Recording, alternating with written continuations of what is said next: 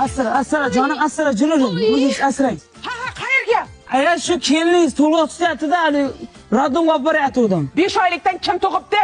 Har hafta radonga qatnayverishlari jonimga tegdi. Ay desa yugurib tuguning ko'tarib, chiqib ketaverma oldiga tushib, lallaymay o'l. Qayday.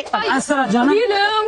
Qayga debsan sen ikkalang yana tuguning ko'tarib olib? Shu keliningiz beli og'riyapti ekanda, YouTube'da ko'rdik, o'ziga ko'rinish kerak ekan. Ha, o'l YouTube tutibga ishonmay, 6 ta tuqqan onangga quloq sol. Beli og'rigan bo'lsa, suvloy qalangan, behi kompot ichsa, otday bo'lib ketadi. Aya o'tirolmaymiz-ku. Bilgan ye. Doktor nima bo'lgan ekan? Qo'rqinchli joyi yo'q, suv loyqalangan. Behi kompot ichsa yaxshi bo'lib ketadi.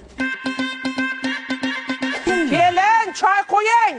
Mana aya qo'yapman. Nima qildi yana bahona kasalingizga? Shu Telegramda psixologi Svetlana Petrova aytgan ekan, jotish kerak ekanda, qimirlamay.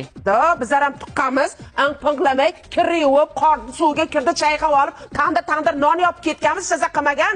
Yotaversa bola katta bo'lib ketadi, xotiningning oyog'i shishib ketadi, erta tug'anmay yirilib o'ladi keyin. Bir qo'limda onami, bir qo'limda ayol. Ikki qo'lingizda ham ayolingiz o'g'iltoy, nima qilibdi oyog'iga? Oya eshitdi-da, jotorgan ekan.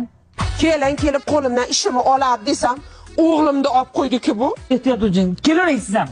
Endi kimni yetaklab keldingiz? Yenaga aya bolaga qaraydi-da, ovqatlantiradi, tagini tozalaydi. Ammo sumaringiz nima ish qiladi bo'lmasa? Facebookda ko'rdik, tug'andan keyin 3 yil umuman ish qilish mumkin emas ekanda. Ya, enaga penagangni javobini berib yubor. O'zim mana tekin tomog'ing boqayotganim ham yetadi. Mana Lalaku eng zo'r texnologiyalar bilan ishlab chiqarilgan. Bir razmeri ham bor. Turshikchalik. Eng zamonaviysi shu Lalaku. Aytchi? Molda suti nimaga mol? Aya sut qochibdi-da. Bo'lsa qochadi-da. Nimaga qochadi aya shu?